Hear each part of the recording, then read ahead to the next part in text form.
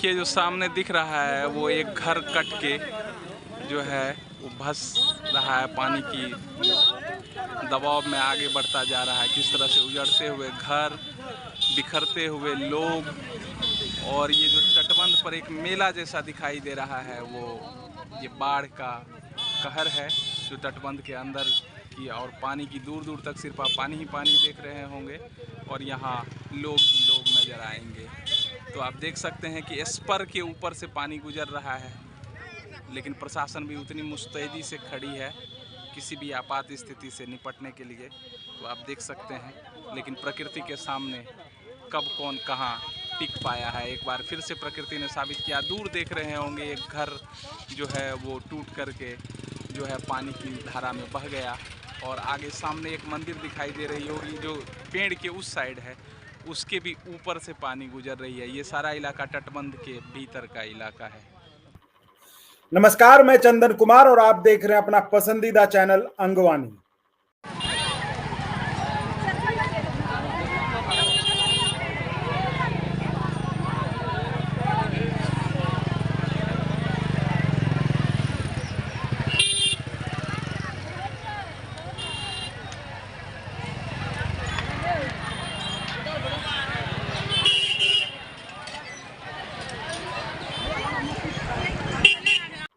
साथियों, जिस तरह से बिहार की खबरें आ रही हैं कि वहां पे कोसी बराज पर पानी का लेवल बढ़ गया, और मानो सोशल मीडिया चैनलों में इस तरह से खबर है कि मान लो बिहार में महाप्रलय हो गया, बिहार डूब गया, बिहार के लोग बर्बाद हो गए। इस तरह का मतलब एक माहौल ऐसा बना है।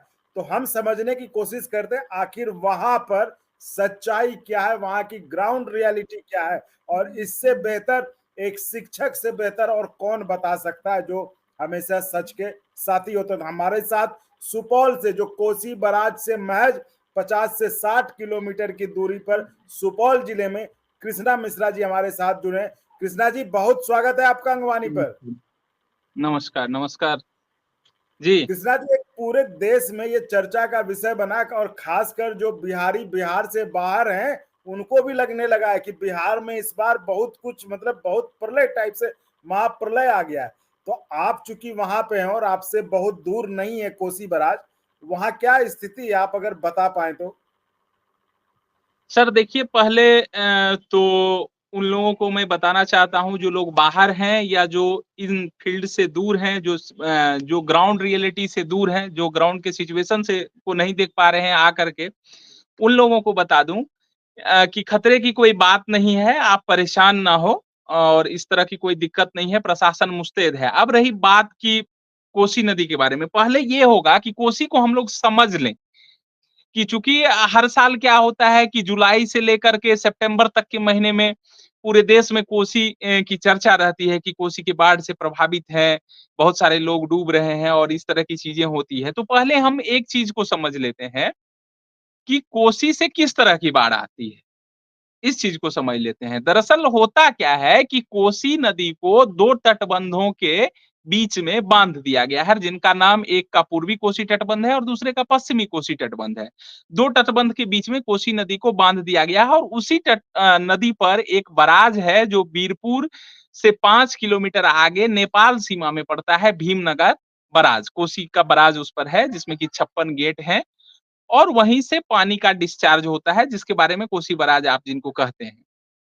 अब क्या है कि कोसी बराज की जो क्षमता है, कोसी बराज की जो कैपेसिटी है, जब इनका निर्माण किया गया था तो वो अनुमानतः जो इंजीनियर लोगों की जो है क्या कहते हैं जो अनुमान था वो ये था कि इनकी कैपेसिटी जो है 9,50,000 क्यूसेक की है, इनकी कैपेसिटी। और 1968 में अक्टूबर के महीने में, संभवतः 5 अक्टूबर के आसपास, जी। तो सबसे रिकॉर्ड दर्ज किया गया है पानी डिस्चार्ज का, वो था 9,13,000 क्यूसेक। लेकिन उस साल को अच्छा। 50 साल बीत गए हैं, उन बातों को 50 साल बीत गए हैं। उसके बाद जो है अभी नदी में बहुत ज्यादा सिल्ट का जमाव हो गया है, तो उतनी कैपेसिटी नदी की अब रही नहीं है कि 9 लाख के आसपास पानी को वो झेल सके, उतना बराज का क्षमता नहीं रहा है। लेकिन तकरीबन 6,60,000 क्यूसेक पानी जो है वो सुबह में 7 बजे के आसपास बराज का डिस्चार्ज था, आज के सुबह में। जी 6,60,000 के आसपास था। अब ठीक जो है। मूल समस्या है उसको बराज ने झेल लिया है, उसको बराज ने झेल लिया है। अब जो मूल समस्या किन लोगों के साथ है उस बात को समझिए। अभी भी 50 साल 60 साल बीत जाने के बाद, तटबंध बनने के बाद भी दोनों तटबंध के बीच में तकरीबन जो है वो कोसी बराज भीमनगर से लेकर के और आप चले जाएं सहरसा से आगे खगड़िया की सीमा तक, जहां तक तटबंध है नदी में, वहां तक आप जाएंगे तो उसके बीच में अभी भी तकरीबन 5 से 10 लाख की आबादी जो अनुमानतः है कि वो उस तटबंध के बीच में रहते हैं, अच्छा। जो बाढ़ को फेस करते हैं। बाढ़ को वही लोग फेस करते हैं, तटबंध के बाहर के लोगों के बीच में बाढ़ नहीं आती है। तटबंध के बाहर के लोग कोसी नदी से प्रभावित नहीं है तब तक, जब तक कि कहीं तटबंध टूट ना जाए। जैसे 2008 में अप स्ट्रीम में बराज से पहले ही तटबंध टूट गई थी कुशहा नामक स्थान पर जो नेपाल में पड़ती है। तो उससे जी क्या हुआ था कि सुपौल और मधेपुरा के बहुत सारे हिस्से को प्रभावित करती चली गई थी और उसमें बहुत जानमाल की क्षति हुई थी और नुकसान हुआ था लोगों को। तो उसके बाद जो अब जो मूल समस्या है, अब इस बात को देखिए कि बहुत सारे लोग जो तटबंध के अंदर रहते हैं, तो प्रशासन ने एक जागरूकता क्या फैला दी थी कि ये जो पानी का दबाव बढ़ना है, इसकी सूचना 24 घंटे पहले लोगों को दे दी गई थी। जल अच्छा। संसाधन विभाग ने एक लेटर जारी कर दिया था कि 6,81,000 क्यूसेक तक पानी का जो है वो डिस्चार्ज हो सकता है 28 तारीख के दिन। तो प्रशासन का अनुमान 6,81,000 का था, लगभग वहां तक पहुंच भी गया पानी और अपने अनुमान जो प्रशासन का था वो बहुत सही अनुमान था उन्होंने, और प्रशासन ने उसके हिसाब से तैयारी भी कर रखी थी, इसलिए बहुत ज्यादा कैजुअलिटी कहीं नहीं हुई है। नुकसान किस तरह का हुआ उसको समझिए। तो तटबंध के जो भीतर लोग हैं वो तो हर साल इस तरह की बाढ़ को फेस करते हैं, इस तरह की समस्या को फेस करते हैं, कभी 4 लाख क्यूसेक की पानी, कभी 3 लाख क्यूसेक की कृष्णा पानी। कृष्णा जी, तो अभी तक जो आपने बताया, जो एक बड़ी बात आपने ये बताई कि ये हर साल बाढ़ इस तरह की स्थिति होती है, लेकिन जो खतरे में रहते हैं वो सिर्फ तटबंध के बीच वाले लोग होते हैं जिनकी आबादी 5 से 6 लाख होती है, और बाहर जी वालों को कोई खतरा नहीं होता है जब तक कि कहीं तटबंध बीच में कहीं टूट ना जाए, जैसा कि कुसाह के केस में हुआ था। कुसाह के केस में वो पहले ही टूट गया था और पानी चारों तरफ फैल गया था, जिससे कि भारी मात्रा में तबाही हुई थी। यही यही आप कहना जी चाह रहे हैं, यही आपने समझाया ना? जी आगे आप बताएं, जी जी आप बिल्कुल। बता रहे हो। जी तो उसमें उसमें क्या हुआ है कि अब प्रशासन ने माइकिंग कर दी, जो लोग को निकलना था वो लोग निकल गए और लोग तटबंध के अंदर के लोग अभ्यस्त थे। इस बार अच्छा। क्या हुआ उसमें देखिए कि पहले जो लोग तटबंध के अंदर अभ्यस्त थे बाढ़ देखने के लिए, उनको 3 लाख 4 लाख 5 लाख 4 लाख क्यूसेक तक के पानी का जो है उनको तो फेस उनको करने पता का था इस जो करने का उनको। अनुभव था उनके पास, अनुभव था उनके पास 4-5 लाख 4 लाख 4.5 लाख क्यूसेक तक के पानी का। इस बार क्या हुआ कि उसकी तुलना में 2-2.5 लाख क्यूसेक पानी ज्यादा आ गया, तो उनके घरों को ज्यादा नुकसान पहुंचा है। तटबंध के अंदर जो लोग घर बनाए हुए थे, जो कच्चे मकान है, जो पक्के मकान है, तो उनको नुकसान पहुंचा है। और उसके चूंकि हम जब सुबह में आज स्कूल आवर से पहले हम एक बार तटबंध के ऊपर गए थे लोगों की स्थिति को देखने के लिए, तो वहां बहुत सारे लोग मिले जो तटबंध के ऊपर आ गए थे, बाहर निकल गए थे, तटबंध के किनारे वहां पर आ गए थे। और बहुत सारे लोगों को मैंने देखा कि वो जो जिन लोगों के घरों से सामान जो है नदी में प्रवाहित हो गए, जैसे कि कोई गैस का सिलेंडर किसी का बहते दिखा मैंने, किसी का वो जो सोने वाला बेड होता है वो बहते दिखे, किसी के घर में जो अनाज वाला ड्राम था जिसमें लोग अनाज स्टोर करके रखते हैं वो बहते दिखे। तो लोगों को मैंने देखा कि वो लोग तैर-तैर करके और पकड़-पकड़ के रख रहे थे। तो इस बार क्या हुआ कि लोगों के अनुमान से थोड़ा ज़्यादा पानी आ गया।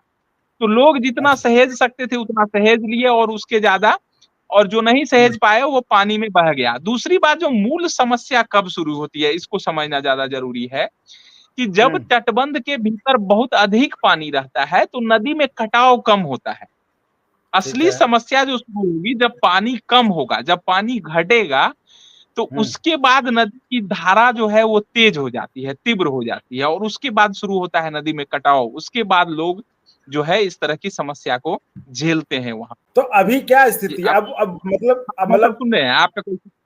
हाँ, मैं ये कह रहा हूँ, तो मतलब आप ये देखिए कहना चाह रहे हैं कि अभी ऐसी स्थिति नहीं है।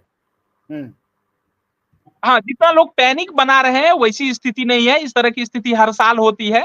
चूँकि इस बार पानी का दबाव थोड़ा ज़्यादा था तो प्रशासन ज़्यादा सतर्क था और लोगों में थोड़ा-सा डर का माहौल तो हो ही जाता है कि कहीं लोगों में इस बात से कम डरे हुए थे लोग कि बाढ़ का पानी इतना आ गया है, इस बात से डरे हुए थे कि कहीं तटबंध ब्रेक ना हो जाए, कहीं तटबंध टूट जाए, नदी के भीतर से ज़्यादा नदी के बाहर वाले लोग परेशान थे इस डर से कि इतनी पानी आ रही है, कहीं बैराज क्षतिग्रस्त हो जाए या कहीं ऐसा हो कि तटबंध टूट जाए, तो फिर हम लोगों को ज़्यादा परेशानी हो सकती है। इस बात की जो है भय लोगों में ज़्यादा थी, जिसको प्रशासन ने बहुत अच्छे ढंग से हैंडल किया और लोग अब निश्चिंत भाव में है। चूँकि मैं बता दूँ कि सुबह तकरीबन 6,60,000 क्यूसेक का डिस्चार्ज था, जो अभी घट करके तकरीबन 3.5 लाख के आसपास आ गया है। अभी मैं करंट सिचुएशन की बात कर रहा हूँ, तकरीबन 5:30 बजे के आसपास बराज का डिस्चार्ज 3,60,000 65,000 के आसपास है। तब तो मतलब बहुत कम हो गया, मतलब स्थिति मतलब जी। बहुत बेहद पूरी तरह से कंट्रोल में हो गया अब तो, नहीं? जी, बिल्कुल नियंत्रण में स्थिति है और उसके बाद जो एक बात है वो और ये है कि जो है पहाड़ों में बारिश रुक गई है और आज जो है सोमवार के दिन पूरे दिन हमारे इलाके में भी बारिश नहीं, सॉरी रविवार के दिन हमारे इलाके में भी कोई बारिश नहीं हुई है आज। हमारे यहाँ कल भी बहुत कम बारिश हुई थी, तो उसके वजह से अब पानी का रफ्तार जो है बहुत तेजी से कम हो रहा है।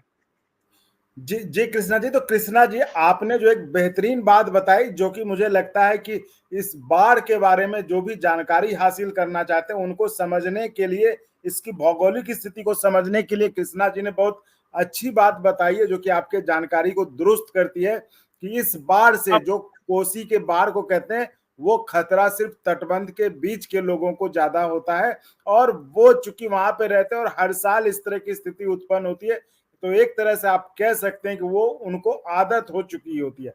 लेकिन चूंकि इस बार पानी का प्रेशर ज्यादा था, पानी ज्यादा था, तो पैनिक जो फैला वो पैनिक उन लोगों के कारण नहीं फैला, पैनिक फैला बाहर जो लोग थे उनको डर था कि कहीं ये तटबंध टूट ना जाए और कहीं कुसहा बांध वाली जो स्थिति हुई थी वैसी स्थिति ना हो जाए। अब यही यही अब मैं एक बात और कहना चाहूँगा कि जी। जब भी कभी चर्चा होती है बाढ़ के बारे में, तो सबसे महत्वपूर्ण बात क्या है कि हमारे पास सिर्फ 2 बराज हैं कि पानी की क्षमता को नापने के लिए। 2 जी। बराज हैं, एक गंडक बराज और एक कोसी बराज। तो हम इसके डिस्चार्ज को नाप करके अनुमान लगा लेते हैं कि बाढ़ कितनी है, नहीं है। लेकिन नेपाल से दर्जनों नदियां ऐसी है जो बिहार में प्रवेश करती है, लेकिन उस नदी की चर्चा नहीं होती है कभी, जो अधवारा समूह की नदियां कहलाती है, जिसके कि मैं आपको बता रहा हूँ, जिसमें कि आपको अररिया जिले में 3-4 नदियां हैं, जैसे कि परमान नदी है, कनकई नदी है और उसके बाद बकरा नदी है। उसके बाद आप आगे चलेंगे तो यहाँ जो है कमला और बलान है, जो मधुबनी और दरभंगा से सटा हुआ है। उसके बाद बागमती नदी का जिक्र नहीं होता है। तो उन नदियों जी। में भी तो नेपाल से पानी आ रही है। उन नदियों में भी काफ़ी, चूँकि वहाँ तो बराज नहीं है और ना ही उन नदियों पर तटबंध है। तो उन नदियों में भी पानी आ रही है। लोग उनकी बाढ़ की चर्चा नहीं करते हैं। सुपौल जिला की तुलना में बाढ़ से अररिया और किशनगंज की स्थिति ज़्यादा खराब है। किशनगंज और अररिया में तबाही हर साल ज्यादा होती है, खास करके अररिया के सिकटी के प्रखंड है, पलासी प्रखंड है, उसके बाद जोकीहाट प्रखंड है, वहीं किशनगंज के बहादुरगंज, ठाकुरगंज, दिघल बैंक का जो इलाका है, इन इलाकों में बाढ़ से ज्यादा, कोचा धामन का इलाका है, इन इलाकों में बाढ़ से ज्यादा नुकसान होता है। लेकिन इन बातों पर चर्चा नहीं होती है। किशनगंज और पूर्णिया के अमोर और बायसी, किशनगंज और उसके बाद कटिहार के इलाके में महानंदा नदी बहुत परेशान करती है लोगों को, उनसे बहुत तंग होते हैं लोग। और इन नदियों में भी बहुत पानी है, इन नदियों में भी उफान है और उसमें तटबंध भी नहीं है। तो वहां ज्यादा स्थिति खतरे में है, यानी वहां के लोगों को ज्यादा समस्या फेस करना पड़ रहा है तुलनात्मक रूप से सुपौल। हाँ, सुपौल और सहरसा में लोगों को, तटबंध के भीतर जो लोग हैं उनको ज्यादा दिक्कत हो रहा है। इस बार जो एक और समस्या है जो आइडेंटिफाई हो रहा है, आप भी समझ रहे होंगे कि गंगा नदी पहले से उफान पर है और गंगा नदी का जो है वो ओवरफ्लो वाली स्थिति में है।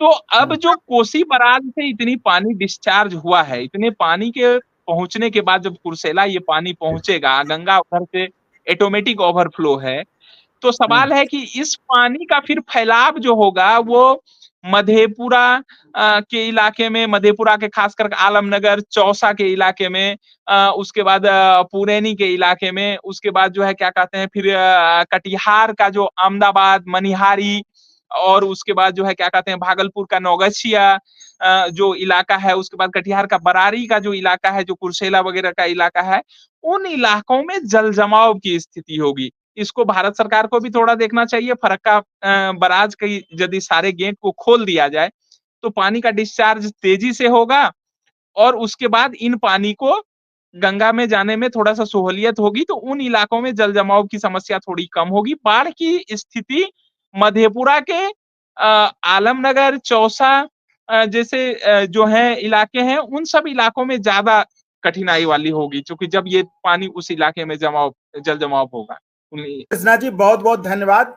सहरसा सुपौल से आप जुड़ के आप हमें बता रहे थे आखिर वहां की असल में स्थिति क्या है, क्योंकि सुनने में तो बहुत कुछ ऐसा लग रहा था जिसको कि आपने बहुत हद तक, मुझे लगता है व्यूअर्स सुनेंगे तो उनका डर और उनके मन में जो खौफ एक पैदा हुआ सुन के कि उनके रिश्तेदार या उनके घर वाले जो बाहर छोड़ के आए, बाहर हैं, वो बाहर देख रहे हैं, उनको लगेगा कि हाँ चलिए सब कुछ कंट्रोल में। और जो आपने बताया कि पानी का लेवल अब बिल्कुल सुबह से लेकर अब तक बहुत आधा हो चुका है, इसलिए कोई चिंता वाली बात नहीं है। और खासकर ये वीडियो इसलिए भी महत्वपूर्ण है कि जो बाढ़ पर जानकारी चाहते हैं आखिर वहां पे कौन प्रभावित होते हैं और कारण क्या होता है, इतना जो पैनिक फैलता है, वो उसके लिए भी ये वीडियो बहुत महत्वपूर्ण है कि जो खतरा असल में होता है वो बीच के लोगों का, तटबंध के बीच के लोगों का था। और अब जो है, अब ये तो खतरा फिलहाल के लिए निपट गया है, लेकिन अब जो खतरा है, अब जो चुनौती है वो कि पानी जो गंगा पहले से ही उफान पर है, अब जो ये कोसी का पानी आएगा तो वो भागलपुर, मधेपुरा, कटिहार, पूर्णिया, इन सब में जो फैलेगा, पानी का जो फैलाव होगा,